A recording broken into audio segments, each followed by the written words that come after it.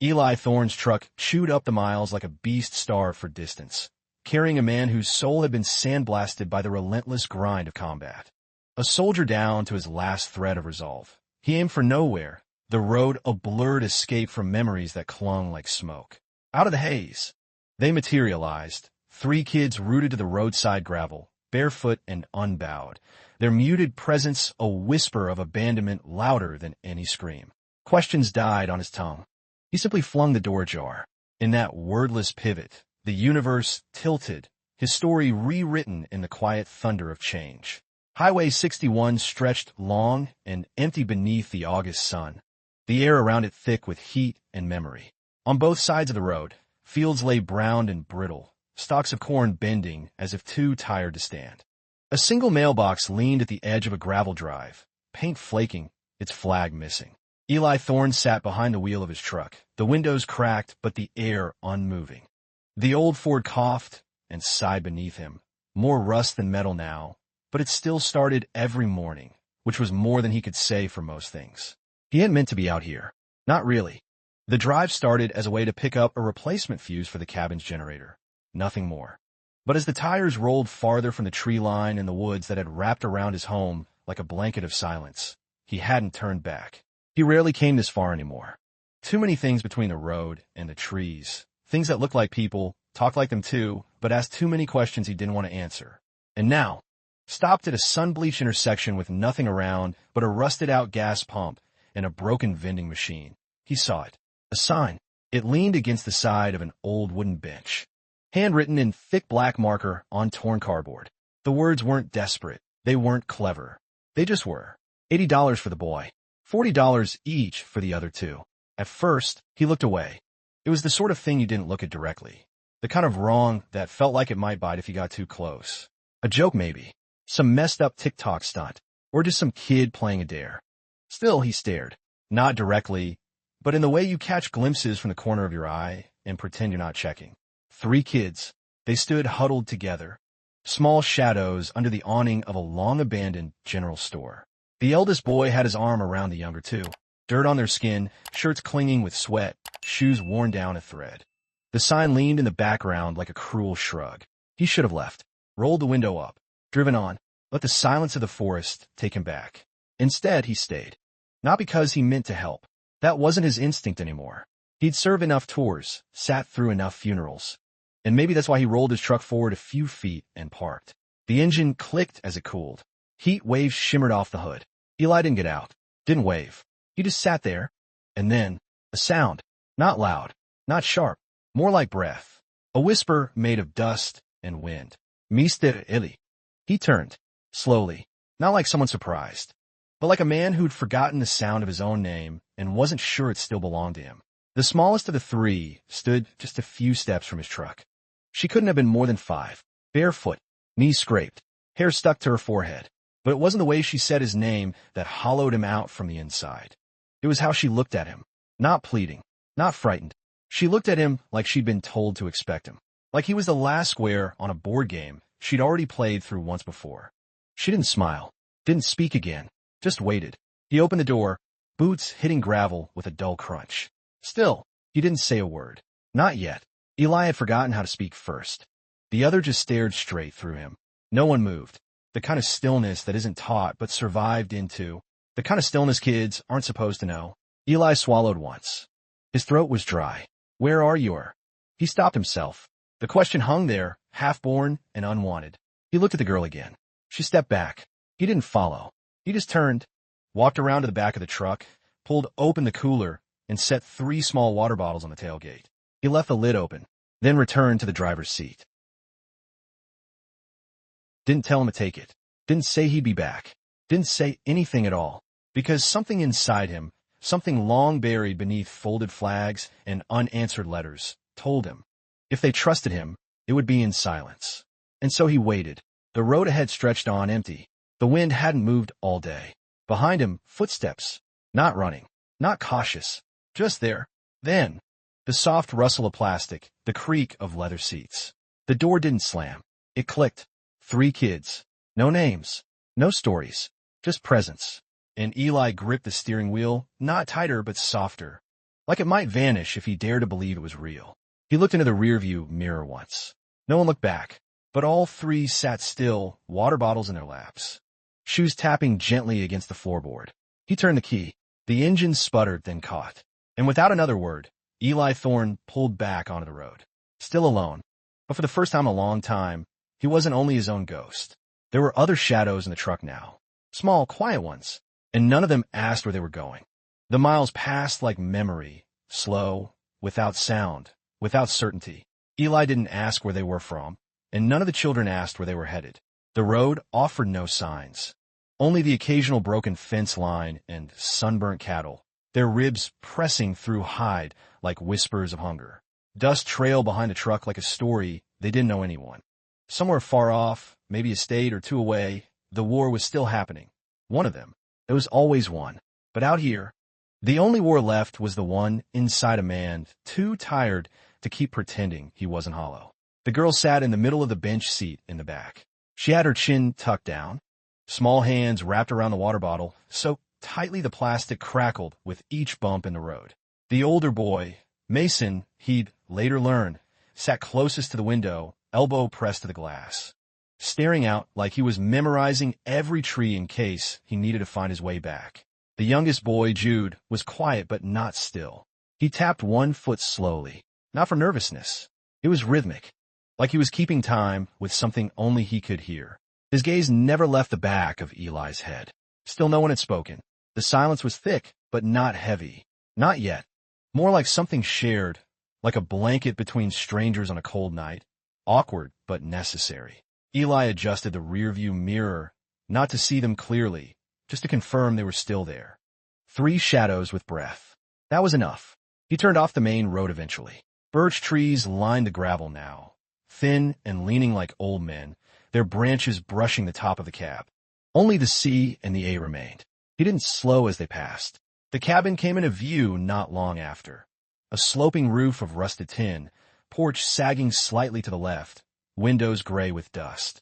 Ivy climbed the sidewall, unchecked, a red handprint still faintly visible on the wood panel beside the door. Caleb's doing. Some game with mud years ago. Eli had never scrubbed it off. Gravel shifted beneath his boots as he moved around to the back. Opened the tailgate, reached in and pulled out a single canvas duffel, and the only thing that had stayed packed since he came home. Not because he was ready to go, but because he'd never fully arrived. He walked up the porch, keys jangling lightly against the tin lighter in his pocket, and unlocked the door. The wood groaned. A smell of pine and dust greeted him. It wasn't unpleasant, just lonely. He left the door open. That was all he offered. Behind him, silence again. Then, the soft, nearly imperceptible click of doors opening. 1, 2, 3. The crunch of footsteps on gravel. Not rushed, not timid, just careful. The kind of careful that meant they'd been moved before. Maybe many times. Eli stood inside, back turned, pretending to inspect the hallway light. It hadn't worked since spring. He didn't care, but he needed a reason to not watch them enter. The first to cross the threshold was the girl. She hovered just inside the door, eyes flicking around like a squirrel unsure if it had wandered into a trap. Then Mason followed, holding Jude's wrist. Not too tight, but enough to keep him close. They stood in the doorway like survivors of something unspoken. Eli set the duffel down by the stairs and walked toward the kitchen, footsteps dull against old wood. He opened the cabinet. 3 clean glasses. He filled each with water from the filter tank that barely dripped anymore and carried them to the table. He placed them down, not forcefully, not ceremonially, just enough to make sure each child had one in front of them. The girl sat first. Her knees didn't reach the edge of the chair. Jude climbed up beside her, using both hands to lift the glass, though he didn't drink. Mason stood, one hand on the back of the chair, as if waiting for a cue he never got. Eli didn't join them. He leaned against the frame of the kitchen doorway, arms crossed, watching, not them, but the space around them, the way they occupied it without claiming it. He said finally, "Fresh sheets," in the room to the left. His voice felt foreign, like it belonged to someone else. Dry, cracked, as if the words had been buried and dug up again. None of the children moved. No one drank the water. No one asked, "Can we stay?" And Eli didn't ask, "Will you?" Instead, the sound of chairs scraping, quiet footsteps. A door creaked open. He didn't turn around, didn't follow. He just listened. And in that listening, something shifted. Not loudly, not enough to name. A placeholder for whatever would come next. The rain started late, as if it had waited until the world went quiet. It wasn't a hard rain, just a steady whisper against the tin roof. The kind that blurred edges and softened everything it touched. Eli stood by the window of his small bedroom, watching water trail down the pane like fingers tracing memory. The room smelled faintly of pine and old laundry detergent.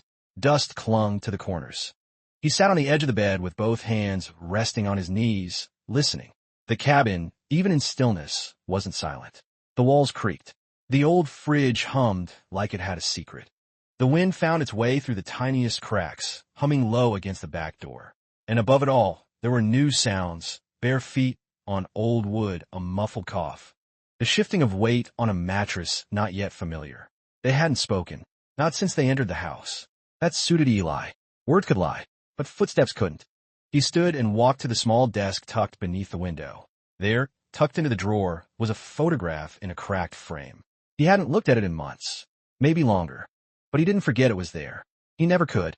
Caleb, 7 years old, standing in the garden with a crooked grin, one sock half on, holding a tin lunchbox like it was treasure. Eli had taken the photo a week before deployment. The last time he'd seen Caleb in person. The image had yellowed slightly at the corners, but the boy's smile stayed the same. Underneath the photo, tucked in a folded napkin, was a note in a child's handwriting. Dad, when you come back, let's go to the big rock near the creek. I'll wait. Love, C. He hadn't gone to the rock. Not when he came back. Not even once.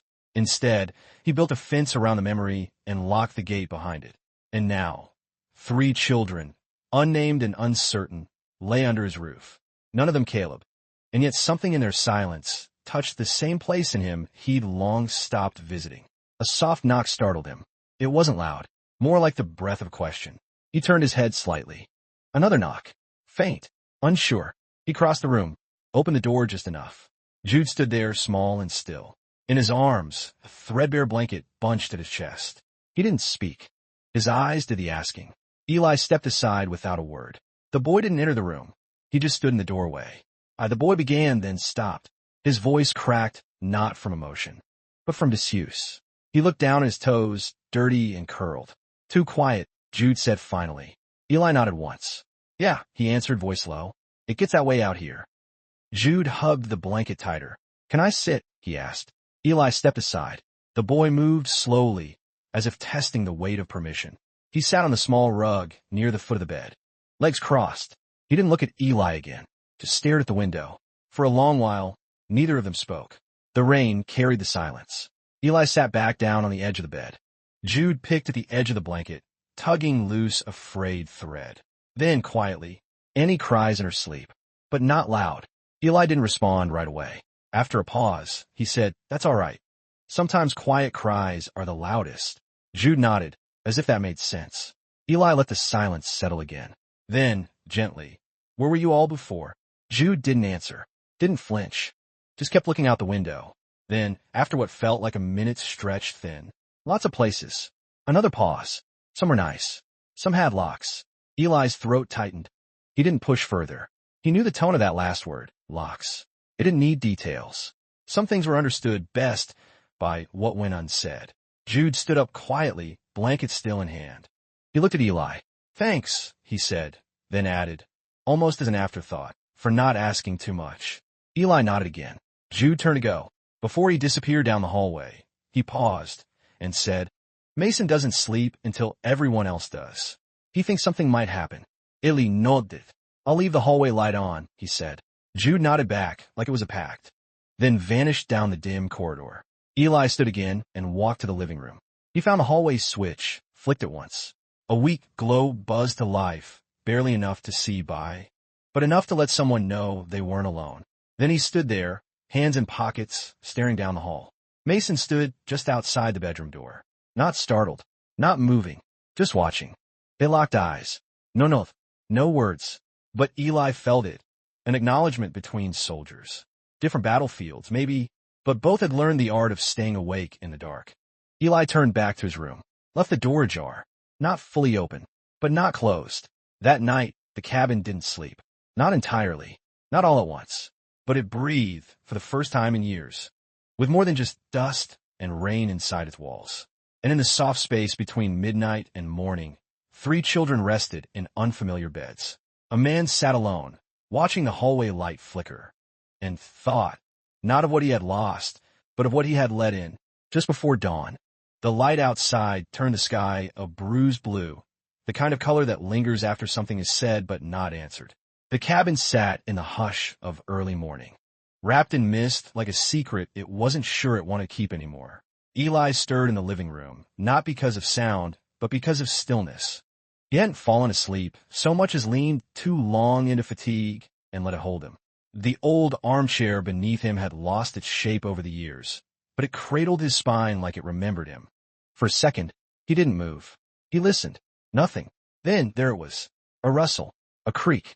The soft pad of footsteps on wood, unhurried but careful.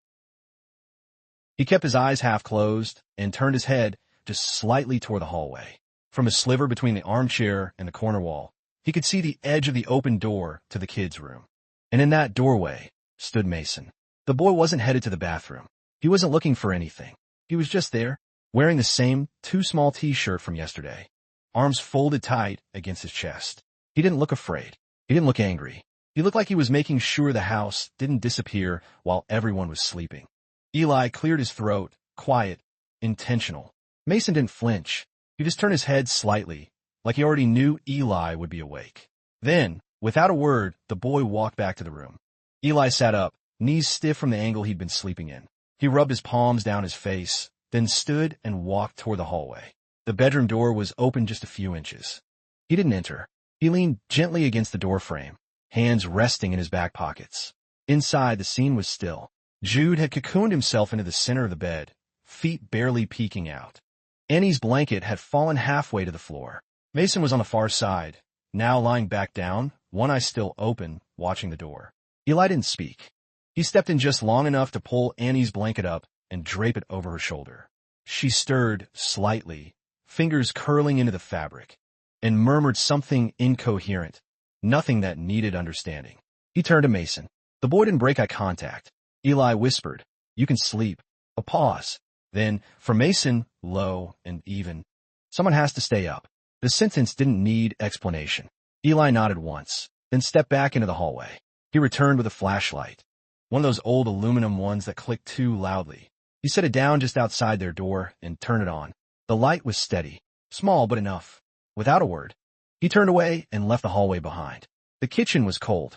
He didn't light the stove right away. Instead, he sat at the table, elbows on wood worn soft by time, staring at the fourth glass from the night before, still full, a thin rim of condensation clinging to its edges.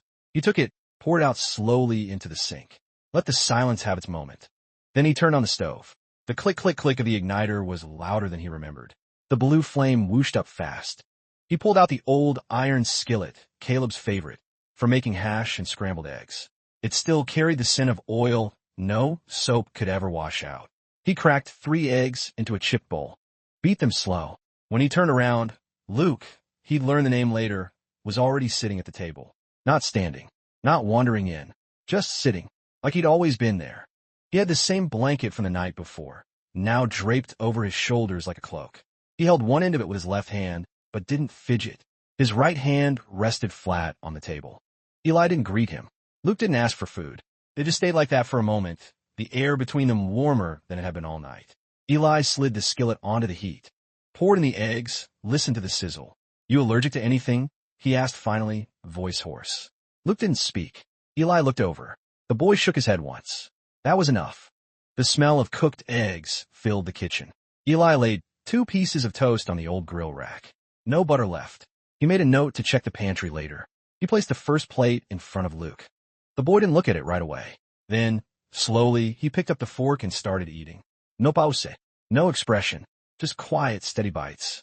Not like someone who was hungry, like someone who had learned not to waste the moments when food was offered. A few minutes later, the others arrived. First Jude, then Mason, his eyes scanning the room before stepping fully in. Eli made no announcements, no morning greetings. He just kept filling plates. The children sat, wordless, forks scraping gently against ceramic. For the first time in a long time, The kitchen held a kind of rhythm again. Not joy, not comfort, just a shared act of not leaving. Eli poured himself a cup of coffee, black and lukewarm, and sat across from them. He didn't ask how they'd slept. He didn't need to. Jude reached for more toast without asking. Annie dipped the edge of hers in the eggs before chewing. Mason looked at Eli only once, but long enough for something to pass between them. Not trust, but not suspicion either. A middle ground. The space where people decide whether to try again. Eli leaned back in his chair, the coffee warming his fingers. This wasn't home. Not yet. But it wasn't just a cabin anymore either. It had witnesses now, small ones, quiet ones, and they were watching whether it would hold. The day unfolded without clockwork. There were no schedules, no spoken plans, just light and shadow slipping across old wooden floors. The children lingered near the front porch, never more than a few steps from the cabin. Jude found a stick and dragged lazy trails through the dirt. Annie sat on the bottom stair, legs swinging, eyes fixed on something no one else could see. Mason stayed nearest the wall, back pressed to it, arms crossed, watching. Always watching. Eli didn't speak unless he had to. He'd never learned how to speak around children the way some men did. Never mastered the gentle cadence, the rising pitch, the storytelling voice. Even with Caleb, it had always been the same, gruff, quiet but present. He spent most of the morning chopping wood behind the shed. The rhythmic thunk of the axe in a pine was grounding. It didn't require thinking, just force and repetition. Each log split clean, gave him a sense of order that life, more often than not, refused to provide. By noon, the clouds had thickened, gathering low over the tree line. The smell of damp moss and metal drifted on the air. Rain again, probably. Back inside, the children had migrated like birds without a leader. Mason perched at the table with a pencil in hand, drawing on the back of an old envelope. Jude sat beneath the window, legs folded beneath him, tracing shapes in the condensation on the glass. Annie had disappeared into the room they now shared. Door left ajar, just enough to hear the soft scuffle of socks against floorboards. Eli didn't ask what Mason was drawing, but he noticed the way the boy hunched over the page, shoulders rigid, hands steady, not sketching for fun, but remembering. The kind of drawing that wasn't invention, but proof. Eventually, Eli approached, mug of coffee in hand. He didn't sit, just stood nearby, glancing over without leaning in. Mason didn't look up. The drawing was crude, in the way a child's sketch often is, but there was precision in the placement. A square room, bars on one side, a figure crouched in a corner, another standing at the door, tall and featureless, and outside the window, a third shape, smaller, watching through broken glass. 3 children, 3 positions, all quiet, all trapped. Mason shaded in the walls with horizontal lines. When he was done, he slid the pencil across the table and looked at Eli, not defiantly, but expectantly, as if waiting to see what would happen next. Eli didn't say anything, didn't ask where, didn't ask who. He just took the paper, folded it once with care, and placed it inside the drawer beneath the phone that hadn't rung in years. That night, long after dinner, which had been little more than reheated beans and bread, they all found themselves in the living room. The rain had come back, heavier this time, tapping the tin roof with impatient fingers. The fire had gone out hours ago, and the cabin felt colder than it should. Jude curled up near the hearth, a blanket around his shoulders like a makeshift tent. Annie clung to a stuffed bear whose ear had half detached, her thumb rubbing the spot absently, as if she could wear downtime by touching it. Mason stood at the far window, arms folded, eyes scanning the dark. Eli was at the kitchen counter, rinsing out a pan, when he heard a sound. Not loud, not sharp, just. He said your name in his sleep. Eli turned. Mason hadn't moved from the window. Eli dried his hands, slowly, then walked over. Who did? His voice was quiet, more gravel than air. Mason shrugged, but it was the kind of shrug that weighed too much. The little one. Jude, he said. He said, Eli, don't leave. The sentence hung in the room like a note held too long. Eli exhaled through his nose. Maybe it was a dream, he offered. Mason nodded. Or maybe he just thought, if he said your name, you'd stay. Eli sat down. Not because he was tired, but because something inside him had shifted out of alignment, and standing suddenly felt dishonest. He looked at the boy. You know my name? He said. Mason finally turned toward him. We all do. A long pause. Then, like an afterthought, they told us to remember it. Eli's throat felt thick. Ooh. Mason's jaw clenched. He shook his head, then looked away. I don't say their names. The wind howled outside, tearing through the trees. The kind of wind that made cabins creak like they were breathing with effort. Eli nodded once. "Fair," he said. He didn't press further. Instead, he stood, pulled the throw blanket from the back of the couch, and handed it to Mason, who didn't take it right away. But eventually, he did. Not as an acceptance, but as an offering returned. Later that night, Eli found himself standing outside the kids' room door. He didn't knock. He just leaned gently against the frame, arms crossed. Inside, he could see them. Jude curled into a ball, Annie sprawled like a starfish, Mason lying on his back, eyes open, staring at the ceiling. Eli whispered, more to himself than to them. "I'll be here in the morning." It wasn't a promise, just a fact, something true enough to hold on to, even if no one reached for it. And beyond the thin walls, the rain kept falling soft, steady, as if the sky, too, had something to grieve. Morning came slow, slipping in through the cracks of the wooden cabin like it wasn't sure it belonged. The light had that gray, unsure quality, too early to be warm, too late to be called night. It filtered through the dusty windows and laid across the floor in quiet lines, like chalk outlines of everything that had once gone unsaid in this house. Eli didn't sleep much. He rarely did. Years of being the first to rise and the last to lay down had carved something permanent into his bones. A habit, a defense, maybe both. He moved carefully through the house. Footsteps soft, like someone afraid to wake the past. The floor under the hallway creaked once, an old sound, familiar enough not to feel intrusive.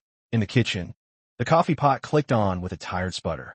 He let it go, not because he wanted coffee, but because the sound made the place feel lived in. He checked the pantry, half a bag of oats, a dented can of peaches, 3 boxes of pasta, and 1 rusting can of cream corn. Enough to stretch, if he was creative. If not, he'd make a trip into town by week's end. The sound made him pause. Behind him, the door to the kids' room creaked open. He didn't turn, just kept stirring the oats in the pot. Soft footsteps approached. A sock toe bumped the leg of a chair. Then, a quiet shuffle as someone climbed into the seat. Eli poured 2 bowls, one for whoever had joined him, and one he left in the center of the table, just in case. When he turned, he found Jude sitting cross-legged on the chair, hair sticking up on one side, blanket still wrapped around his shoulders like a second skin. His eyes were open but distant, like he hadn't quite landed in the morning yet. Eli placed the bowl down in front of him, didn't say anything. Jude didn't look up, but he picked up the spoon. That was enough. A few minutes passed before Mason appeared, fully dressed, shirt tucked into his pants like it mattered. He didn't sit. He leaned against the doorway, arms folded. "I folded the bed," Mason said flatly. Eli looked up. "In the room," Mason added, nodding toward the back. "Just figured I should." Eli didn't answer, just nodded once and turned back to the pot. It wasn't about the bed. That much was obvious. It was about the ritual, the act of creating something neat in a life that had not been. Mason stepped closer to the table, paused at the empty chair, then slowly sat down. When Annie appeared, hair tangled, one sock missing, she climbed into Eli's lap without hesitation. He stiffened at first, but didn't move. She didn't say good morning. She just rested her cheek on his shoulder and let out a breath. Eli's hand hovered above her back. Then, slowly, without pressure, he let rest there. Not heavy, not light, just present. Later that day, after the dishes were done and the kids had wandered off to the porch to draw with sticks in the dirt, Eli made his way into the room where they slept. He hadn't stepped inside since the night they arrived. 3 beds lined the walls now, mattresses slightly too small, pillows mismatched. The light through the window fell in clean beams across the floor, illuminating dust motes that danced like things long held in suspension. He moved to Mason's bed first, neatly folded, corners tight, no rinques, a precision that didn't belong to children. He ran his hand over the blanket and paused. There was something beneath the pillow. He lifted it gently. A button, small, brown, plain, the kind used on state-issued coats or old uniforms. He picked it up, turning it over in his fingers. The edge was frayed, like it had been pulled free, not slipped off. Then he noticed it. Along the seam of the pillowcase, barely visible, were 3 small, uneven lines scratched in with pencil. A child's handwriting. 3 letters. C-A-L. Ili. Not because of what the letters were, but because of how they were written. That half-finished C, the slight lean in the second L trailing off like the pencil had been pulled mid-stroke. He'd seen it before. On the note Caleb had left him. He stepped back, pulse quickening. This wasn't possible. Couldn't be. The kids didn't know Caleb. He never spoke of him. He never even used the name out loud since the funeral. He turned, suddenly needing air, and opened the window. The wind rushed in cold and sharp. It carried with it a scent of damp earth, pine, and something else, faint metallic. The kind of scent that followed you from a place where names had been forgotten on purpose. As he leaned against the frame, trying to steady his breathing, a sound outside caught his attention. Footsteps, not the kids. He looked out. By the tree line, just beyond the edge of the yard, a figure moved. Not fast, not close, just there, standing, watching. Eli's heart thudded once, deep and echoing. He blinked. The figure was gone. Only mist remained, curling around the base of the trees like a warning whispered through the roots. He stayed at the window for a long time, not moving, just holding the button in his palm. Then, slowly, he closed the window, drew the curtain, and turned back toward the beds. The house felt different now, not in a way he could name. Not yet, but enough for him to know this wasn't coincidence. This was a story that had already started, long before he was ready to be part of it. And now, he was in the middle of it, whether he wanted to be or not. There were places in the cabin where silence had always lived, quiet corners thick with dust, where boards didn't creak and time moved a little slower.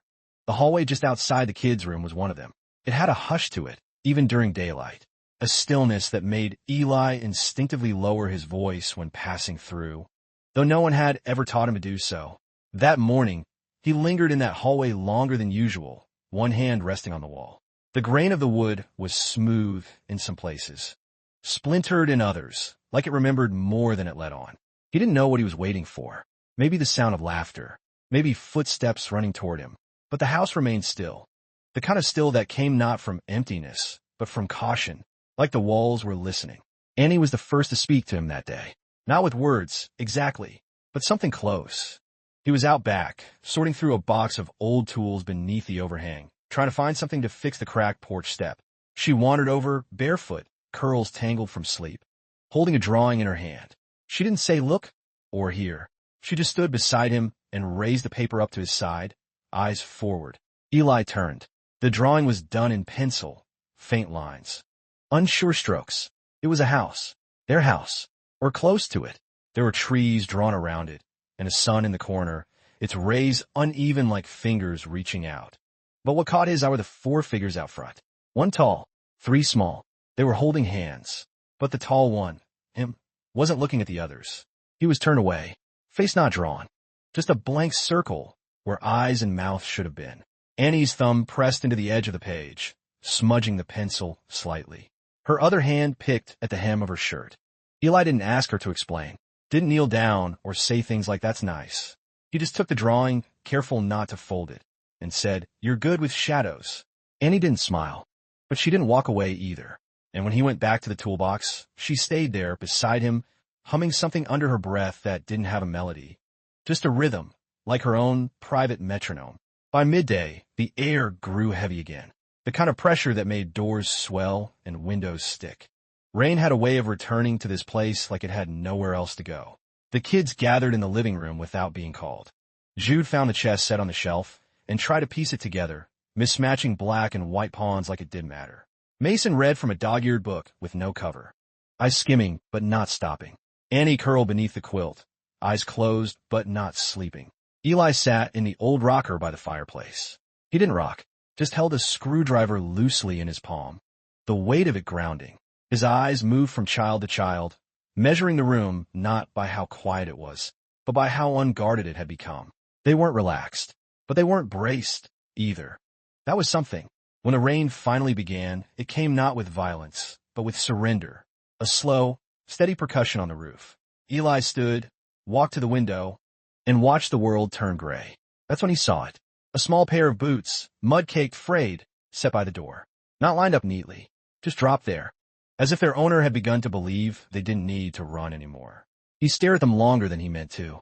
In another life, Caleb had boots like that. Different size, same wear. And for the first time in years, Eli let himself remember not the funeral, not the folded flag, not the silence of the drive home from the base, but a smaller memory. One for before. A morning just like this, with rain and Caleb, 6 years old, grinning, trying to step in every puddle on purpose just to make his father laugh.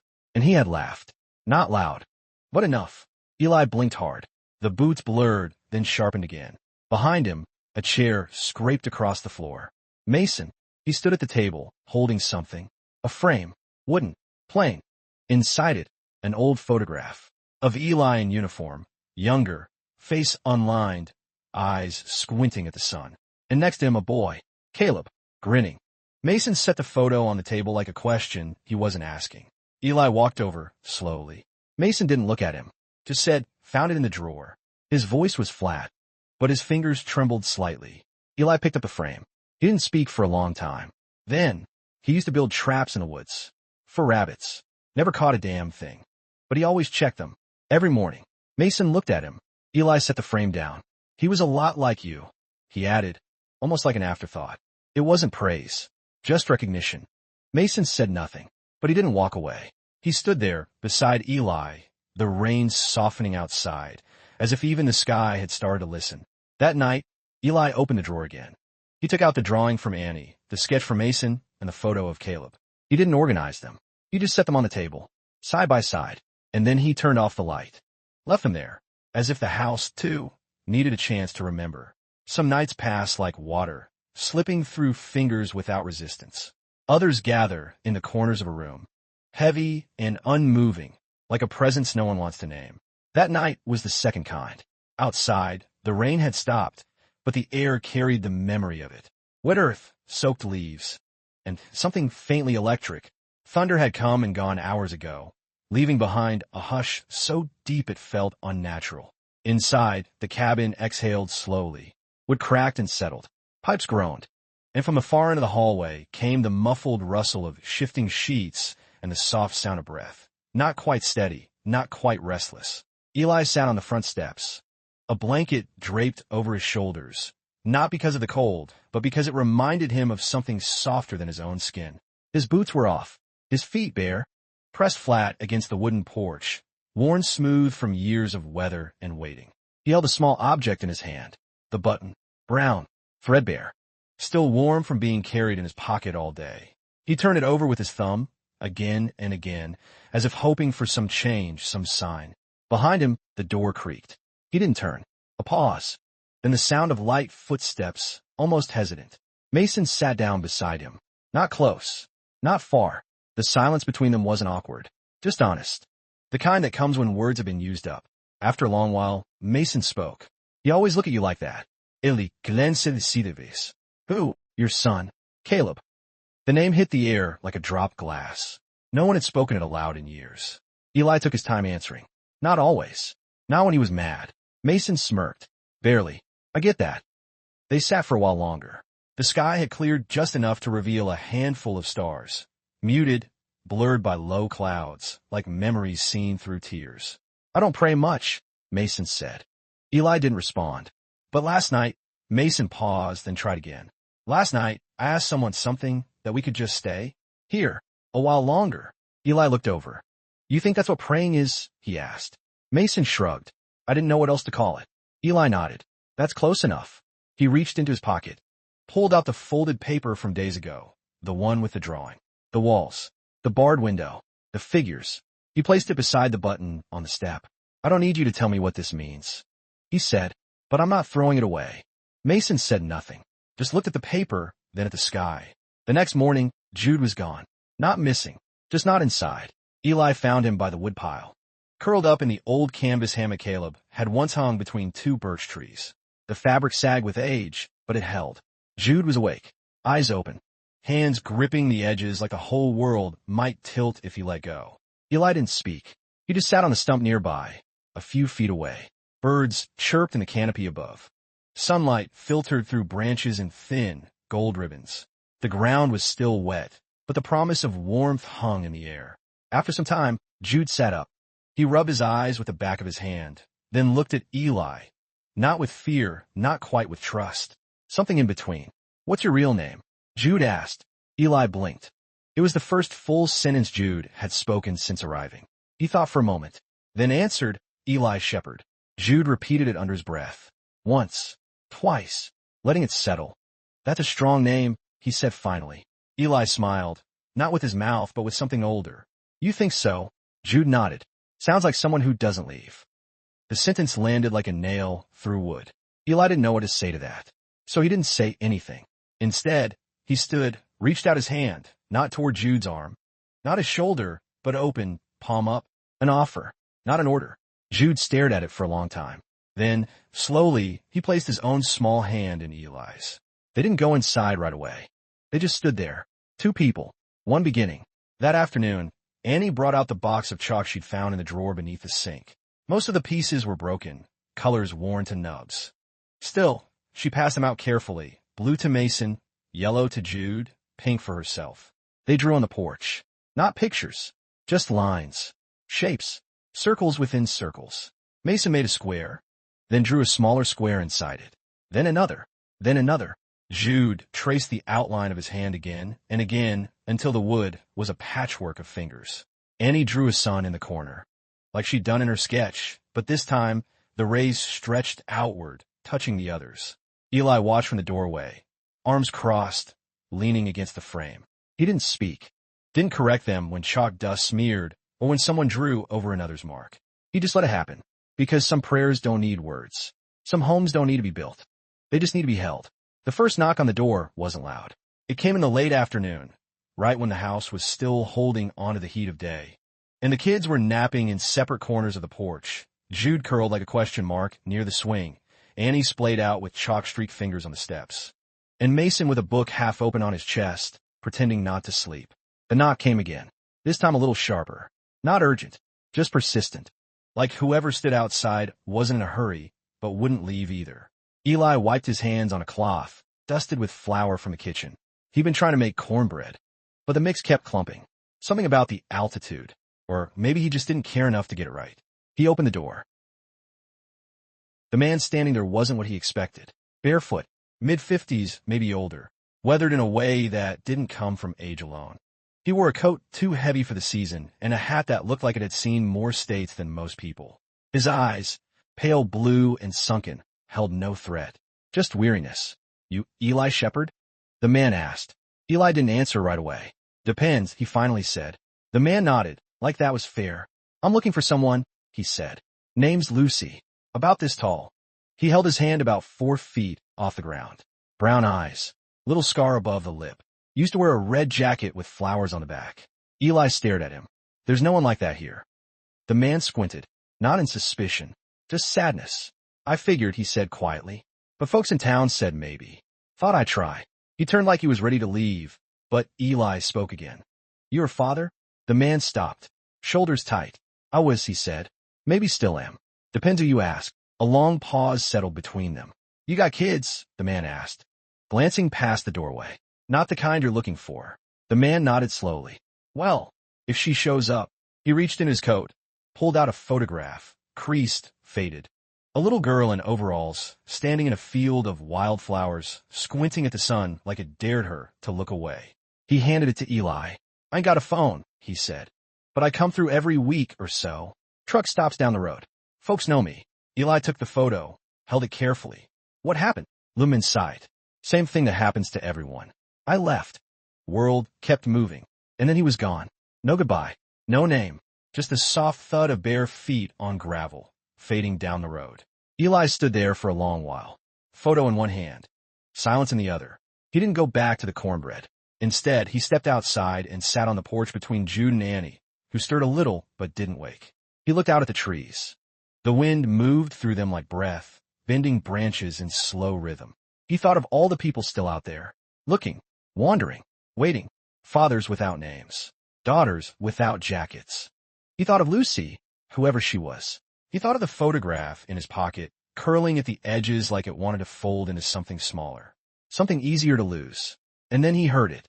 Not a voice, not a footstep, just the sound of someone breathing behind him. He turned. Mason, standing in the doorway, arms crossed. You knew him? Mason asked. No. He looked like someone you used to be. Ili Glinket. Maybe. Mason came out and sat on the step, closer than usual. After a long silence, he said, You ever wish someone came looking for you? The question wasn't soft. It wasn't brave, either. It just was Eli didn't answer. Instead, he reached into his pocket and handed Mason the photo. Mason looked at it for a long time. "Why'd he give you this?" he asked. "Because I answered the door. That night, after the kids had eaten and gone to bed." Jude with his blanket tight. Annie curled against her pillow with her hand in a fist, and Mason pretending not to watch them both. Eli sat at the kitchen table. The photograph lay flat before him. Beside it, a half-finished drawing. Annie's. It wasn't a house this time. It was a road. Curved. Unending. Disappearing into trees. And in the middle of it, 3 small figures holding hands. No tall figure this time. Just them. Alone. Together. Eli traced the curve of the road with his finger. Then folded the drawing, placed it in the drawer beside the others, and turned off the light. But he didn't go to sleep. He stood by the window for hours, watching the road, as if it might answer something he hadn't yet asked. In a kitchen drawer, beneath a stack of frayed napkins and rubber bands that had long lost their stretch, Eli kept a $10. It wasn't locked, wasn't hidden, but the kids hadn't touched it. Not because they were told not to, but because some things carried a kind of quiet weight, the way a Bible might in a soldier's duffel. You didn't need rules to stay away, just a sense of something sacred. That morning, before the sun had found its way past the tree line, Eli opened it. Inside were names, dozens of them, scrawled on napkins, receipts, cigarette cartons, bits of cardboard from ration boxes. Some were full names, others just initials, all written in the same hand, his. Names of boys he'd served with, names of kids he'd met while stationed overseas, names of locals who brought food to their post, names of enemies who died staring up at the same sky as him. He didn't read them often, just unfolded each scrap like he was checking on something long buried. Mason stood behind him in the doorway, arms folded across his chest. He didn't ask what the names meant. Didn't have to. The cabin filled with a strange kind of noise that only children can make when they're not trying to be heard. Soft laughter under their breath, footsteps like skipped beats on the floorboards. Jude was trying to fix the leg of the porch swing. He worked with a screwdriver too large for his hand, tongue poking slightly from the corner of his mouth. Mason painted with mud and water along the wall, shapes that made no sense to anyone but him. Annie was planting something, not seeds, just pebbles, lining them up along the edge of the yard like soldiers in a parade only she could see. "What?" Eli asked, kneeling beside her. She didn't answer at first, just pressed another pebble into place. Then, "If I plant them and they stay, it means we stay." He looked at her for a long time. "You think it's how it works?" Annie shrugged. "Used to." That evening, a letter arrived. Not by post, just tucked under a rock near the fence. No envelope, just a folded page, the edges stained with coffee or rain. The handwriting was unfamiliar. Inside, "Heard you've been keeping 3. Not all of us think that's wrong. Some of us remember what it means to be carried. Keep going." No signature, no name, no return address. Eli read it twice, then burned it in the fireplace. Not out of fear, but because some words are meant to live only long enough to be believed. Later that night, Mason sat across from him at the table, a chessboard between them. Pieces mismatched. Some carved from wood, others bottle caps or coins. No rules, just movement. Eli moved a pawn forward. Mason countered. No words passed between them for several turns. Then Mason said, "Are we still temporary?"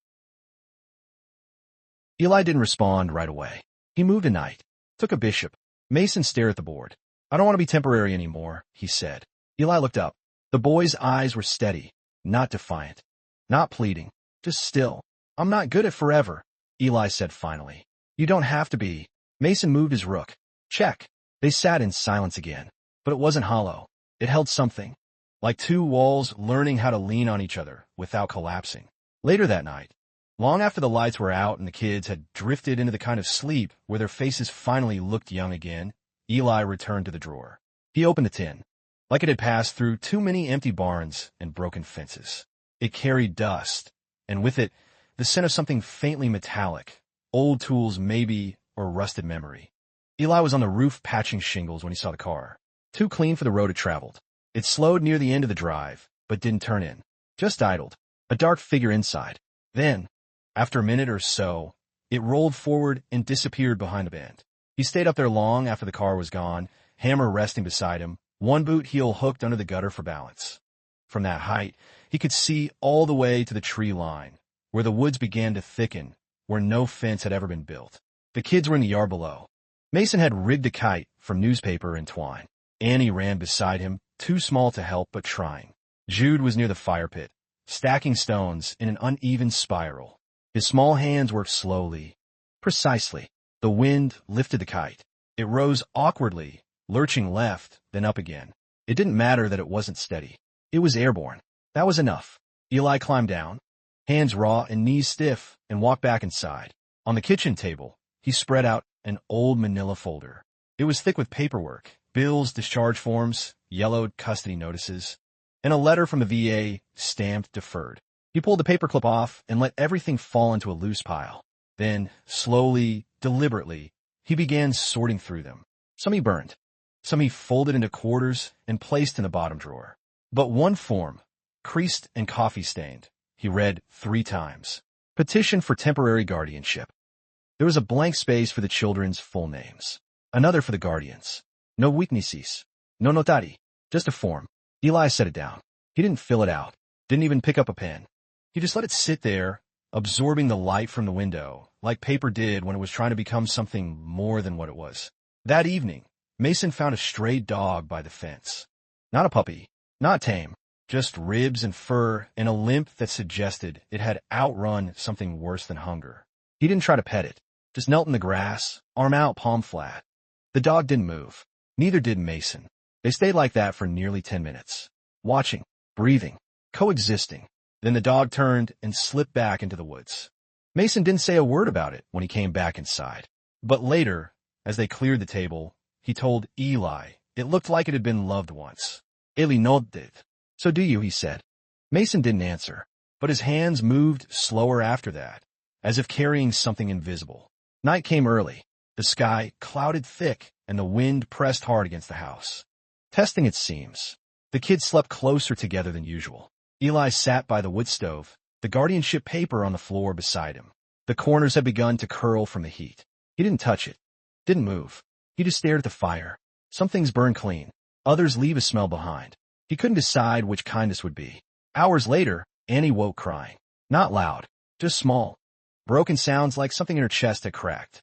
Eli found her sitting on the hallway floor, knees to her chest, the old quilt wrapped around her shoulders. She didn't flinch when he approached. Didn't speak. He didn't ask what the dream was. Didn't say it was going to be okay. He just sat beside her, back against the wall, knees bent, arms resting loosely on his thighs. Eventually, she leaned into him. Not all at once. Just a little weight. Then more. Her head pressed against his side. A hand crept out from the blanket and found his. She didn't grip it. Didn't hold tight. Just touched. Like an anchor. Like a question. And he answered. Not with words, not with promises, but by staying. The next morning, before the sun had warmed the window glass, Eli returned to the table. He opened the drawer, took out the guardianship form, and, with a hand steadier than he expected, wrote, Child 1, Mason Taylor. Child 2, Annie Lee. Child 3, Jude Campbell. Then, under guardian, he wrote, Ili Schickert. He didn't sign it. Not yet. Just folded it once. Placed it inside the tin box, on top of the names that came before. Because paper wasn't strong enough. But maybe names were. Maybe staying was. Sunday brought cold light. The kind that filtered through the trees like memory. Pale, uncertain, soft on the skin but sharp in the heart. The ground was still wet from the night rain.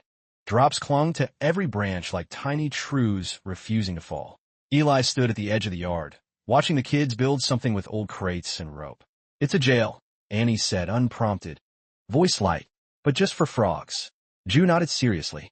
We let them go after 5 minutes. Mason didn't join in. He sat apart, carving thin notches into a length of driftwood. The handle of a pocket knife moving slowly in his palm. It was a ritual now, quiet time. The others made noise. He made marks.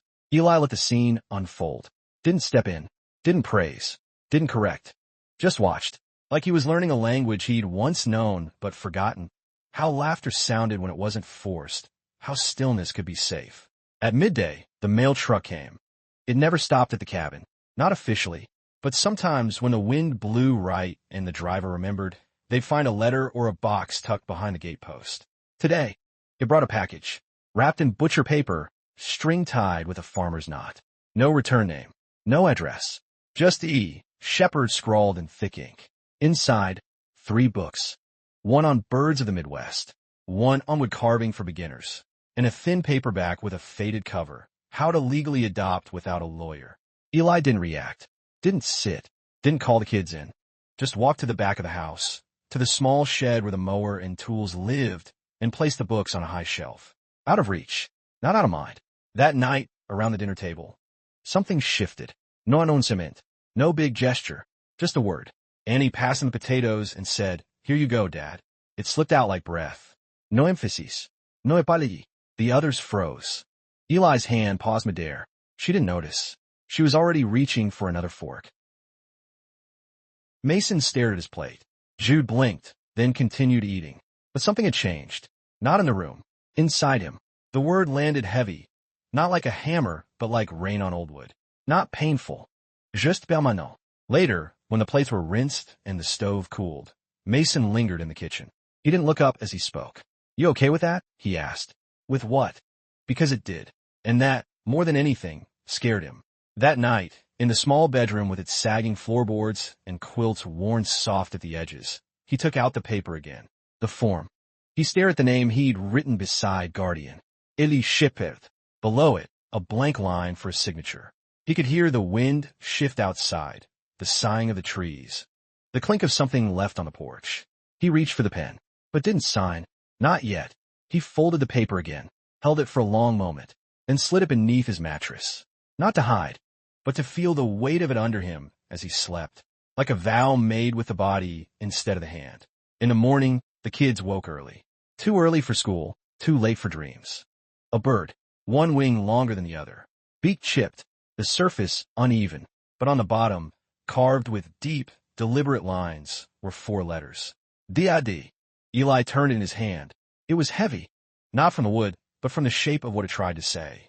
He didn't speak, just nodded, held the carving in his palm like it might fly if he loosened his grip, then placed it on the windowsill, where the light hit it just right, where the wind wouldn't knock it over, where it could stay. The letter came on Thursday. Official seal, government ink, the kind of envelope that made a man's stomach twist before he even slid it open. It sat on the table all morning. No one touched it, not even Mason, who usually couldn't stand unopened mail. By noon, it had become a presence in the room. Eli finally opened it while the kids were outside, Annie chasing a butterfly with a red plastic cup, Jude stacking stones again. Mason lying in the grass, pretending not to watch them both. Inside the envelope, a letter from the county. A visitation notice. Someone had come forward, claimed to be a relative of Annie. The paper was formal cold. It didn't ask for feelings. It stated facts. There would be a meeting, a temporary pause to assess the living situation. Assess, as if the warmth of Annie's laughter. Watched Jude turn toward him when he scraped his knee and didn't cry, just came close and waited for the hand on his back. Watched Annie fall asleep on the porch swing, her hand gripping the hem of his shirt even in dreams. Watched Mason leave the back door open, trusting the world not to come in and hurt them anymore. He watched and said nothing, because sometimes love was not in the saying, but in the not saying, in the waiting, in the guarding of a moment that might never come again. That evening, Eli sat on the porch steps with a mug gone cold in his hands. The old radio played a station too far to come and clean, just whispers and wind and the occasional banjo lost in static. He remembered the last time he'd felt this kind of weight. It wasn't overseas. It wasn't in the noise of war. It was in the silence after, standing in a hallway too clean, too quiet, waiting for a doctor to say words that would make his boy's name past tense. That same ache had returned now. Not as sharp, but deeper, more spread out, like a cold under the ribs that never left. When he finally told the kids, it was Jude who spoke first. "Is someone coming to take Annie?" No one looked at her, not even her. She sat still, holding her spoon midair. Cereal soggy and forgotten. Eli didn't lie. "I don't know yet." Mason pushed his chair back hard. The legs scraped loud across the floor. "That's not an answer. It's the truth. Truth should mean something." Mason muttered, storming out. The door banged behind him. Silence followed. Then Annie whispered, "Will you come with me?" Eli turned. "To where?" "To wherever they take me." She didn't ask for promises, didn't beg to stay. She just asked for company, the kind that made leaving hurt less. Eli reached across the table and took her hand. "Anywhere," he said, and meant it. That night, he sat with Mason on the roof. a blanket wrapped around both their shoulders. The stars blurred a little from the wind or the eyes. Hard to tell. "You mad?" Eli asked. Mason shrugged. "I'm tired." "Of what?" "Of not knowing where I belong." Eli nodded, then pointed. "You see that star? That one barely blinking?" "Yeah, that's us." "Wobbly?" "Still there." Mason didn't speak again, but he leaned into Eli's side, the way boys sometimes do when they forget they're growing up. And they sat like that until the cold made their bones ache. Until the sky turned gray. Until it felt like maybe, just maybe, their little light would hold. The visitation was scheduled for Thursday at 10 a.m. A county building out by the highway. Crouched and yawning, Eli dressed the kids in the best they had. Mason in a blue-collared shirt 2 sizes too big. Jude in a sweater with a moth-bitten sleeve. Annie wore her red boots, the ones she only put on when she was afraid. "They make me run fast," she'd once said. But she didn't run that day. Not once. The car ride was quiet. Mason stared out the window, lips pressed tight. Jude held Eli's hand the whole way, fingers small and certain. Annie kept her eyes on the sky, counting clouds out loud, under her breath, like they were prayers. Eli drove with one hand on the wheel and the other resting on the gear shift, knuckles pale. His eyes stayed forward. The world passed in silence. Cornfields, fence posts, rusted mailboxes, all leaning just a little. The waiting room had green chairs. Not the soft kind. The kind you had to sit in carefully, as if they might crack or betray you. The social worker was late. The other family wasn't. The woman who claimed to be Annie's aunt sat across from them. She wore perfume too heavy for morning. Her lipstick was neat, unbothered. She didn't look at Annie. Not really. She looked through her, like checking to see if she still matched the photograph. If she was still something she could claim. Annie shifted in her seat, red boots tapping a soft rhythm. Jude fidgeted with the string on his hoodie. Mason watched the door. Eli didn't move. Were there any legal arrangements? What schooling had they received? Did he understand this was temporary? In the untold. Slow. Measured. Like walking across thin ice. Annie stood by Eli's side, unmoving. He knelt. "You okay?" She nodded, then shook her head. "Do I have to go?" No one said anything yet. "But if they do?" Eli looked her in the eye. "I go with you." She leaned into him, not as a child into a parent, but as something softer, like breath into lungs, like weight into hands. Then she whispered, "I want to stay where I remember my name." Back at the cabin, the sky had darkened. A storm coming. Mason chopped kindling without being asked. Jude fed the fire carefully. Annie sat on the floor, drawing shapes in the dust with her finger. Eli watched them, not like a guardian, not like a soldier, but like a man afraid he might wake up tomorrow to silence. He stepped outside into the cold. The wind pulled at his shirt. He looked up at the sky and, for the first time in a long time, prayed. Not for miracles, not even for keeping, just for clarity, for the strength to sign his name and mean it. The rain came heavy that night. Not gentle, not slow. It hammered the roof like a warning, like someone knocking to remind them that borrowed time always comes due. Eli sat alone in the kitchen, a single bulb overhead buzzing soft, casting his shadow onto the cupboard door. The adoption form lay flat on the table now, no longer folded, no longer hidden. His name was still there, in block letters. The signature line below it, still empty. The pen lay nearby, unused. He stared at it for what might have been an hour, or longer. Time had become water, rushing, pulling, refusing to hold shape. In the next room, Mason stirred in his sleep. Not a nightmare. Just the kind of restless turning that meant he wasn't sure if he was allowed to rest yet. Jude whispered to himself in dreams, soft consonants tumbling like marbles across wood. Annie was quiet. She'd taken to sleeping with her boots beside the bed. Not on her feet, just close enough to grab if someone came knocking again. They all slept differently now. Closer to the door. Closer to him. Eli picked up the pen. It felt heavier than a weapon. More dangerous, too, because what he was about to write couldn't be undone by apology or time. It wasn't just about keeping the kids. It was about what he had to promise. That he would stay. That he wouldn't walk. That he wouldn't flinch when things got hard. When memories clawed back in. When Annie cried without sound. When Jude closed himself off. When Mason, tall and silent, tested every edge of trust like a fence needing mending. He'd been a soldier. He'd followed orders. He signed a paper. No flourish. No hesitation. Just his name, steady and plain. Eli Shepherd. It didn't make a sound, but something in the house shifted, just a bit. A beam groaned overhead. The fire in the stove cracked. Outside, the rain slowed like it had been waiting. The next morning, the road was all puddles and steam. The kids didn't know what he'd done yet, but they moved differently. Jude asked to help with the dishes. Annie sat on his lap after breakfast, unprompted, tracing circles on the back of his hand with her thumb. Mason offered to chop more wood, even though the stack by the shed was already enough. When he turned to leave, they didn't ask where he was going. They just nodded, because trust, once broken, returns slowly like sun after storm. But when it does, it brings warmth into the cracks. At the county building, Eli handed the form to the clerk behind the thick glass window. She barely looked at him, stamped it, filed it away. Next, that was it. No ceremony, no handshake, no one clapped. But when he walked out the door and felt the late morning light on his face, something inside him opened, like a window stuck too long in winter. And for the first time in years, he let himself breathe in all the way. He didn't take the highway home.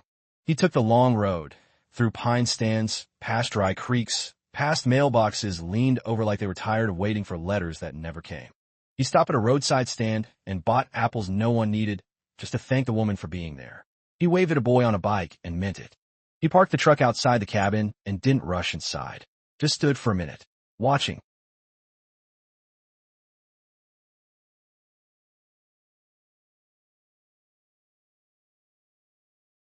The smoke from the chimney curled upward. Boot prints marked the mud near the porch. Children's laughter echoed, faint behind the door. He stood there and thought. This is what coming home should have felt like the first time. Not silence, not guilt, not ghosts, but warmth. A name spoken out loud. And someone waiting behind the door, not because they had to, but because they wanted to. That evening, the sky didn't put on a show. No sunset bleeding orange across the trees. No birds cutting patterns into the dusk. Just a slow dimming, like someone easing the world into sleep with a gentle hand. Inside the cabin, the kids moved around the living room like they'd lived there forever. Jude sat with a comic book, mouthing the dialogue to himself, tracing the pictures with one small finger. Mason strung twine between two nails on the wall and hung their drawings, lopsided animals, a few wobbly houses, Annie's version of their front porch with everyone standing in it, including Eli. She'd drawn him with a big hand on her shoulder. The smile didn't quite reach his eyes. She was sitting cross-legged on the floor, humming something tuneless, twisting an old button on a string like a talisman. No one said the word adoption. No one mentioned papers or judges or bloodlines. They didn't need to, because Eli had walked in, closed the door, and didn't leave again. And sometimes, presence says more than any promise. The days that followed passed like breath. Small, essential. They went to town together once a week for groceries. Jude liked the canned peaches aisle. Mason always stopped to touch the hardware tools, running his fingers across the wrenches like he could feel the weight of fixing things. Annie collected brochures from the bulletin board by the entrance, flyers for music lessons, dog training, church suppers. She couldn't read all of them yet, but she liked holding them. Eli didn't say much during those trips. He drove with the window cracked, elbow resting on the frame, country radio low. He'd glance at them in the rearview mirror sometimes, not to check, just to remind himself, they're still here. One night, the power went out. No warning, just a click and a silence, so thick it startled them all. Jude dropped the spoon. Mason looked up from his book. Annie went still. Then, slowly, Eli lit a candle. The glow was soft, orange, unsteady. He pulled the old quilt from the back of the couch and spread it across the living room floor. The kids followed without being asked. They didn't need a reason. Just warmth. Just together. Annie crawled into his lap, her cheek against his chest. Jude curled at his side, thumb near his lip, but not quite in it. Mason sat across from him, candlelight flickering in his eyes, face unreadable. You ever scared of the dark? Mason asked after a while. Eli didn't answer right away. He thought about foxholes and flashbangs, about nights where dark meant danger and days were worse. Then he said, only when I was alone.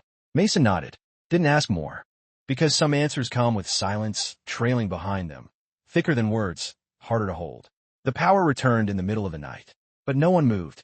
They stayed curled together on the floor like animals in a den, breathing steady, unbroken. In the days that followed, small things started to shift. Mason asked to learn how to drive the truck around the yard. Jude showed Eli a sketch of a dog he wanted to get when we're safe. Annie began calling the cabin home without flinching. Eli found himself cooking more grilled cheese, potato soup, toast with cinnamon sugar. He whistled sometimes. Not a tune, just sound, something to fill the space. The memory of the visitation faded. But not entirely. Some days, Annie still woke with the boots in her hands. Some days, Mason looked toward the road too long. Jude kept a small bag under his bed, just in case. But the fear no longer owned them. It just lingered, like old wallpaper, still there, but painted over. And Eli, he didn't try to erase it. He just stayed, in the quiet, in the doing, in the long stretches of nothing that children fill with questions and soldiers fill with breath. One morning, Annie gave him a bracelet made of thread. It didn't fit.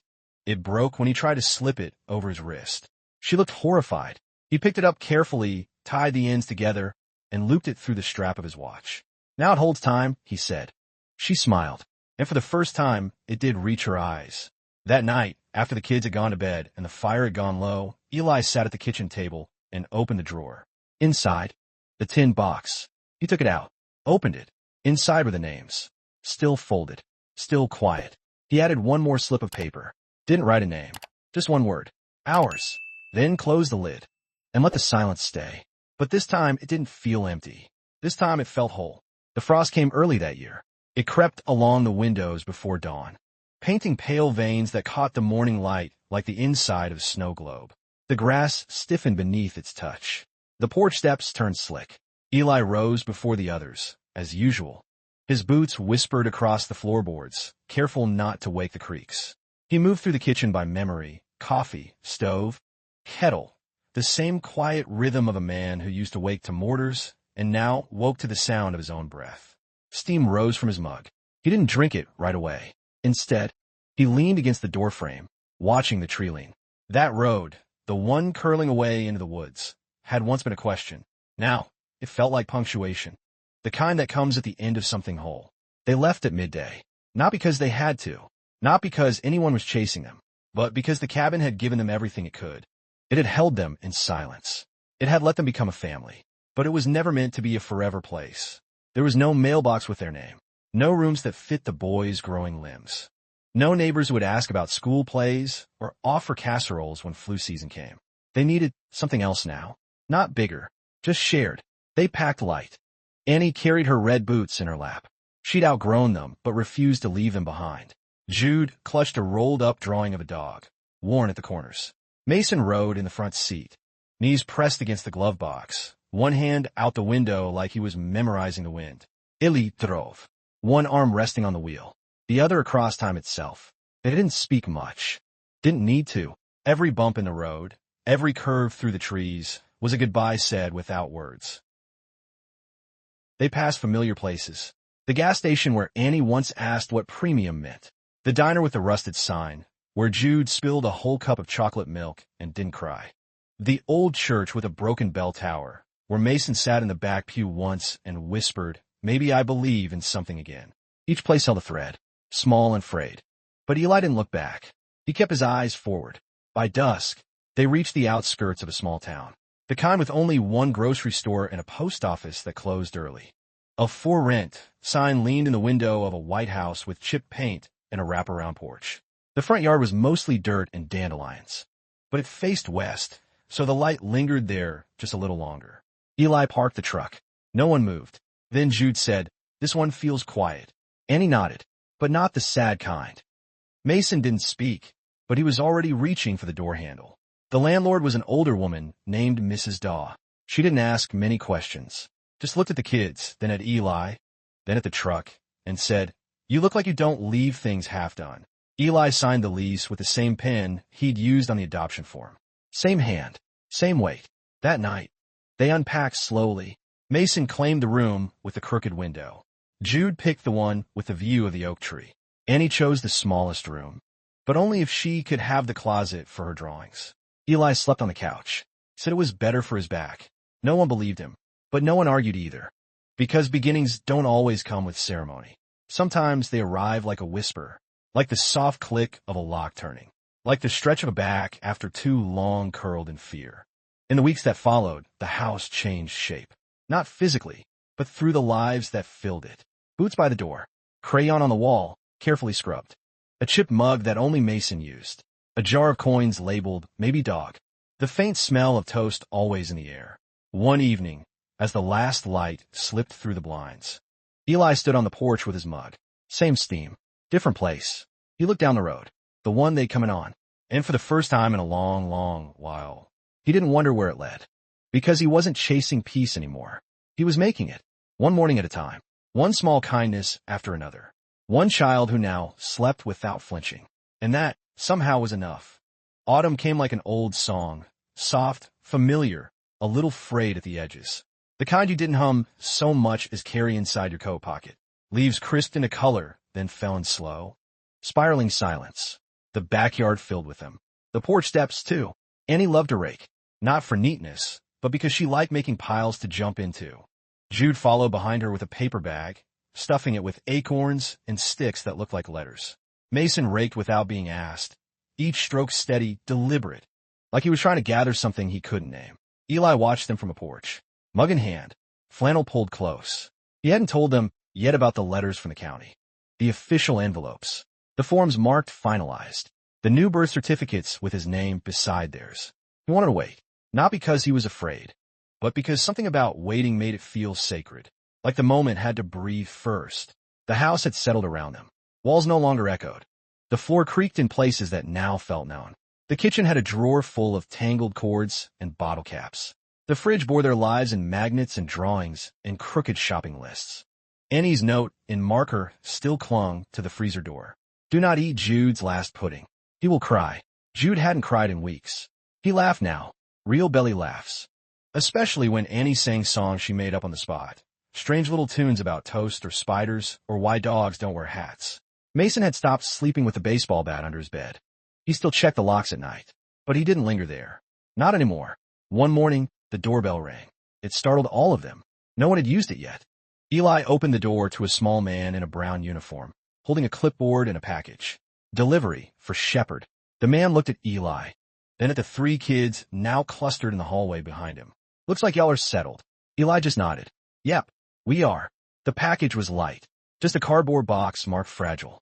Inside, a wooden sign, hand-carved. Simple. It read, The Shepherds.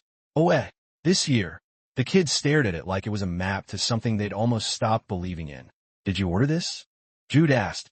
No, Eli said, and then, quietly, but maybe someone thought we'd earned it. They hung the sign on the front porch, not over the door, but beside it, just high enough that Annie had to stretch on tiptoes to touch it, which she did, often. Mason ran a thumb over the carved letters, like checking if they were permanent.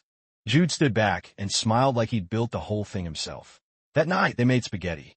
It burned a little. No one cared. They ate it on the floor in a circle, with paper towels for napkins and the radio playing low. Eli didn't say much. He just looked at them.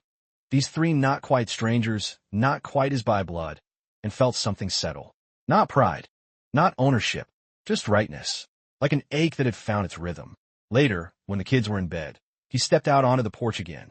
The air smelled like wood smoke and dried leaves. Somewhere far off, a dog barked. A train rumbled through the edge of town. The sign caught the porch light just enough to glow a little. He touched it once, then turned toward the door. Inside, Annie had left her boots by the mat. Jude's sketchbook lay open on the coffee table. Half a dog drawn, nose still missing. Mason's hoodie hung from the stair rail, sleeves twisted together. He picked it up, folded it, placed it on the step, and for no reason at all, he smiled. The road still waited out front, unmoving, always offering somewhere else. But Eli didn't look at it that night, not even once. It started with barking, not loud, not frantic, just a low, hoarse sound, like a cough made of gravel, coming from beyond the back fence. Eli heard it first while chopping wood. The axe paused midair. He listened, waited. There was again, 3 short barks, then silence. He lowered the axe, wiped his palms on his jeans, and looked out toward the tree line. Mason saw it next. He was the one who spotted the rustle in the brush, the cautious movement near the old wood pile. Not a deer, not a raccoon. Too slow for either. He didn't call out, just crouched, arms on his knees, watching. The dog stepped into view like it didn't trust its own legs. Matted fur, one ear half torn, ribs like bent branches under a too thin coat. It didn't whimper. It didn't beg. It just looked at Mason, then at the house, then back toward the woods. Jude was the one who broke the stillness. He came out with toast in his hand, planning to feed the birds. Saw Mason. Saw the dog. Didn't speak, either. Just walked over, tore a piece of toast, and dropped it gently in the grass. The dog didn't move. Think he's scared? Jude whispered. Mason shrugged. Think he's watching if we're worth it. They sat there for a long time. Minutes. Maybe an hour. No one rushed. Eventually, the dog crept forward, each step like testing the world again. It ate the toast, then lay down. Still not close, but not leaving. That night, Annie gave up her extra blanket. She folded it, placed it just under the porch steps, and whispered, for him. Eli didn't stop her. Didn't say it was a stray. Didn't say they couldn't. He just nodded. Sometimes, kindness is quieter than rules. The dog stayed. Not inside. Not yet. But close enough. Each morning, he'd be there on the porch, tail thumping once when the door opened. He followed the kids to the edge of the yard. Waited while they walked to the school bus. Sat there until they returned. Annie named him Button. Because he holds things together, she said. Eli didn't correct her. Button had scars. Mason noticed them one afternoon while brushing out the tangles behind his ears. Someone hurt him, Mason said softly. Eli watched from the doorway. Yeah, he said, then added. But he came back anyway. Mason didn't say anything else. He just kept brushing. Slow. Gentle. They made a spot for Button near the fireplace. Not a bed. Exactly, just an old rug, a bowl of water, a pair of Jude's socks he'd donated without being asked. At first, Button stood by the doorway, uncertain. One paw over the threshold, ears flat. But that night, during a cold snap, he crossed the line, curled himself on the rug, sighed once, and slept. Eli stayed up late that night, watching the fire fade. The kids had long gone to bed. Button shifted in his sleep, whined once, then stilled again. Eli thought about all the nights he'd slept like that, half alert, half guarding, waiting for footsteps that never came. Now here he was, watching a dog do the same. He leaned back in his chair, closed his eyes. The next morning, Button was still there, still breathing, still home. And when the kids came down the stairs, Anne found him stretched across the rug. Annie whispered, see? He knew. Eli didn't ask what. Some things don't need spelling out. They're just true in the way that breath is. Later that week, Jude taped a piece of paper to the fridge. Family rules. We don't yell. We wait for each other. No one eats alone. Button is ours. If someone is scared, you stay.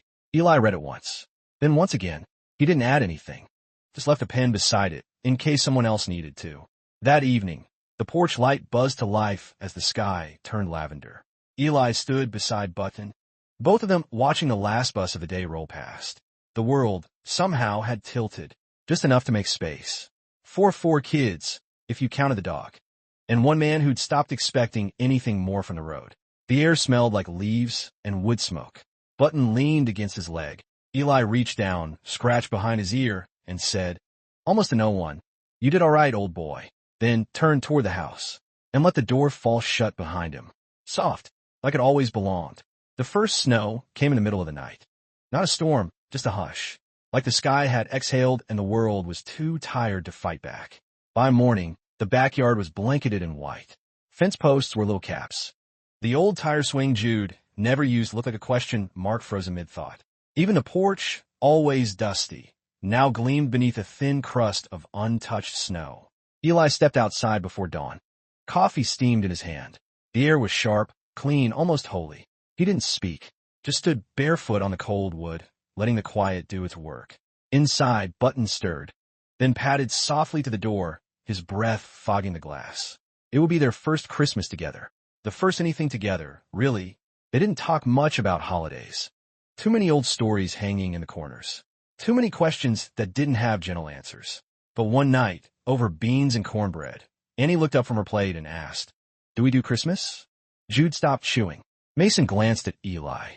Button, under the table, raised his head like he too was waiting. Eli nodded, slow. Yeah, he said. We do now. They didn't have a tree. Not at first. So Jude drew one on butcher paper and taped it to the wall. Annie cut out stars from cereal boxes. Mason found twine in the garage and strung bottle caps across the fireplace. Eli brought in an old milk crate from the shed and told them it was for wishes. Write what you want, he said, or what you miss. No one asked what he meant. They just wrote. Folded paper. Dropped them in. Even Button. Jude made one for him that said, To not be alone when it thunders.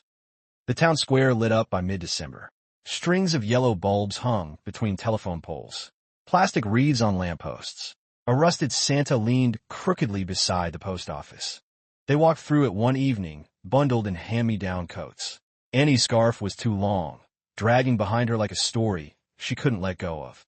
Jude stopped to look at the fake snow in the shop windows. Mason lingered by a man selling roasted nuts. Eli watched them all from behind. Not quite walking ahead, not quite falling behind. Just there, keeping time. Christmas morning came without surprise. No tree with blinking lights. No stockings. No roos. But the house was warm. They opened the milk crate. One by one. Jude's wish was for a book with real maps. Mason said, to not mess this up. Annie didn't read hers aloud. She just held it close and nodded. Eli's slip was blank. He'd forgotten to write anything. Or maybe he hadn't known what to ask. Maybe, for the first time, he didn't need to. After breakfast, they took Button out to the field. Jude tossed sticks. Annie tried to catch snowflakes on her tongue. Mason, ever watchful, built a lopsided fort, guarding the others like a habit he couldn't break. Eli stood back, then slowly stepped in, picked up a stick, threw it. Button chased it. And for once, they all laughed at the same time. A clean, full sound. Not because it was funny, but because it felt right. Like breathing after a long swim. That night, they sat by the fire. No music, no words, just crackling wood and soft breathing. Annie leaned against Eli's arm. Jude rested his head on Button's side. Mason stretched out on the rug. Eyes half closed. Eli didn't move. Didn't blink too much. He didn't want to scare the moment off. Because this quiet, imperfect, fiercely tender moment was what he didn't know he'd been fighting for all along. Not medals. Not parades. Just this. A night without running. A house with names on every room. A dog snoring by the fire. And kids who now reached for him in the dark. Not to be saved, but simply to be held. Outside, the snow kept falling. Slow. Certain. Covering the tracks they once left behind. Spring did not arrive like a miracle. It crept in, unsure. A little mud first. Then bird song in the distance, soft. Like someone learning a tune they'd half forgotten. The snow melted without ceremony. Just disappeared one day. Like fear after a long conversation. And with it came other things. Letters in the mailbox again. A knock at the door that wasn't the wind. Footsteps on the gravel road. The outside world was returning. Not as an enemy. Not entirely as a friend. But as something that would need to be faced. And Eli knew the stillness couldn't last forever. The first letter came from a cousin, someone who hadn't written in 15 years. Short, formal, full of words that circled around guilt without landing on it. The second came from the state. An invitation to a hearing. A request to verify, clarify, confirm. Not an accusation, but not kindness either. Just protocol. And with it a reminder that healing doesn't mean hiding. That peace, if it was to last, would need roots deep enough to stand against wind. Eli sat on the porch with the envelope in his lap. He didn't open it for hours. Inside, the kids were painting the walls. Annie's idea. Spring colors, she said, which meant soft greens, watery blues, fingerprints everywhere. Button had stepped into a tray of paint and walked across the floor. No one cleaned it up. Jude said it was art. Mason said it was a map. Eli didn't argue. Some messes were meant to stay. That evening, he finally told them. About the hearing, about the fact that the state, though it had accepted the papers, stamped the names, still wanted to observe the home. No threats, no timelines, just observation. Still, the words sat heavy, like waiting for a storm that might not come. The kids didn't say much. Jude asked if they had to move again. Eli shook his head. No one's taking you, he said, and though he meant it, the way his voice caught made Jude's eyes widen. Mason didn't ask anything. He just stood, walked to the window, and stared out, hands in his pockets like his father might have done once. Annie sat down beside Eli, took the letter from his hand, didn't read it. She just folded it carefully and placed it under the lamp, then climbed into his lap. I don't care what they say, she whispered. This is my place. The day of the visit came 2 weeks later. Sunlight, clear and honest, poured through the windows. The kitchen smelled like cinnamon and dust. Button barked once, then quieted. The woman from estate wore soft shoes and a wool coat. Her voice was polite, measured, the kind of voice trained not to spook horses or children. She walked slowly through the house, took notes, asked a few questions. Annie showed her the paint mural. Jude showed her where the dog slept. Mason didn't show anything, but he stood at Eli's side, silent and tall. "Do you feel safe here?" she asked, not looking at anyone in particular. No one answered right away. Then Jude, from the hallway, called out, "We lock the doors at night." There was a pause. Then laughter. Real, unexpected. Even a woman smiled. "Sound about right," she said. She stayed 35 minutes. Left a card on the table. Said someone would follow up. Maybe. Probably not. Then she was gone. Like a ghost with manners. That night they sat outside. Button at Eli's feet. Annie curled in his coat. Jude lying flat on the porch, counting stars that hadn't come yet. Mason lit a small fire in the yard pit. He didn't speak. Just watched the flame hold its shape. "You think she liked us?" Annie asked. Eli didn't lie. "I think she saw us." Annie nodded. That was enough. Later, after they all went inside, Eli stayed back. He picked up one of Button's toys. A knotted rope, frayed at both ends. Carried it to the porch edge. Let it dangle. The stars had come out. Soft, scattered. Not trying to impress anyone. He looked at the house. Lights spilling from windows. Laughter faint behind walls. Not perfect, but real. Not loud, but strong. And in that moment, Eli didn't feel like a soldier. Or a stranger. Or someone trying to fix the past. He just felt like a man who stayed. And for the first time in years. That was enough. By the end of May, the garden had taken over the side yard. Tomatoes in crooked rows.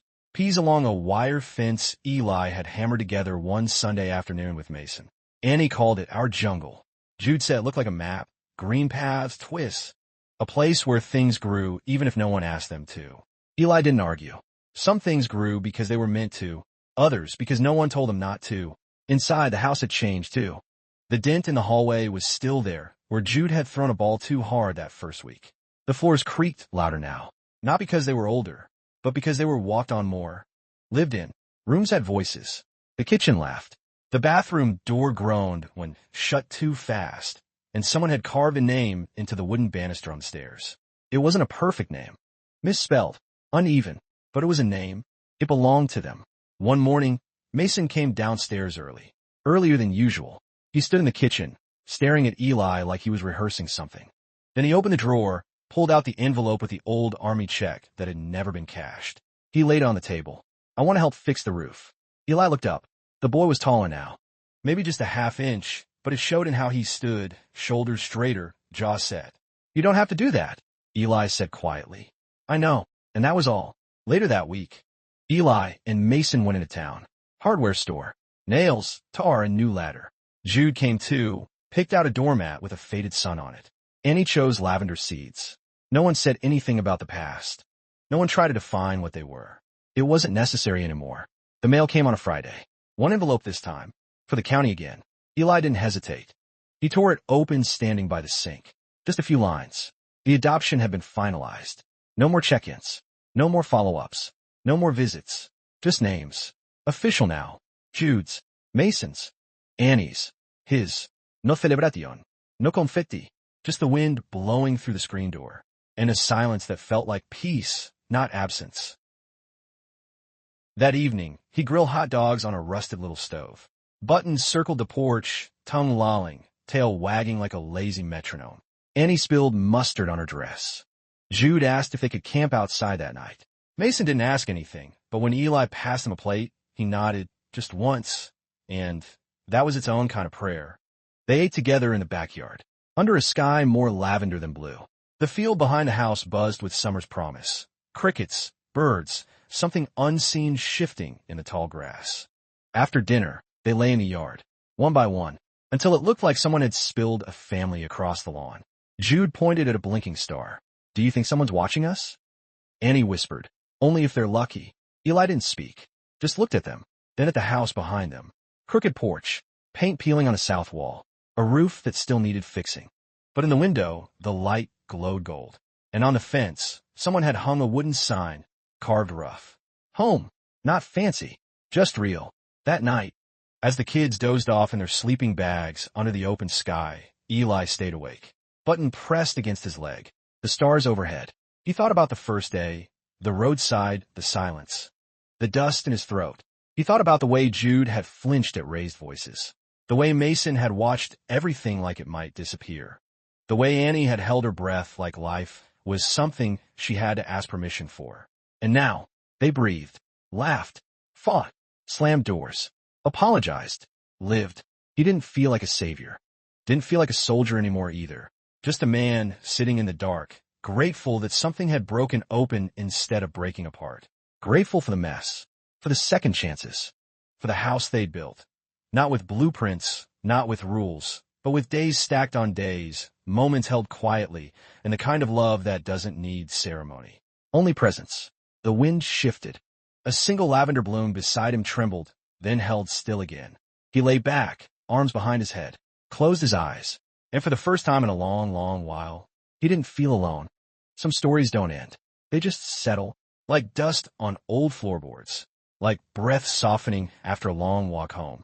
This one began on the side of a road, with a man too tired to hope and 3 kids too small to ask for it. It didn't need saving. It just needed time, and someone willing to stay. Not all wounds bleed. Some are quiet. Some are shaped like empty rooms, untouched chairs, a name never spoken aloud again. But sometimes, when you build slowly enough, with silence and burnt toast, and muddy footprints across the hallway, something takes root. Not perfection, not happily ever after, just a house full of names, and a man who stopped running. If this story touched something quiet in you, maybe a memory, maybe a question, maybe just a feeling you haven't found the words for yet, leave a trace below. Tell us about the porch you once sat on, or the day you chose to stay, or the person who taught you that healing doesn't always shout, because stories like this don't end with credits. They continue in the people who carry them. Maybe you're one of them, and if you are, thank you for listening this far. That, too, is an act of staying.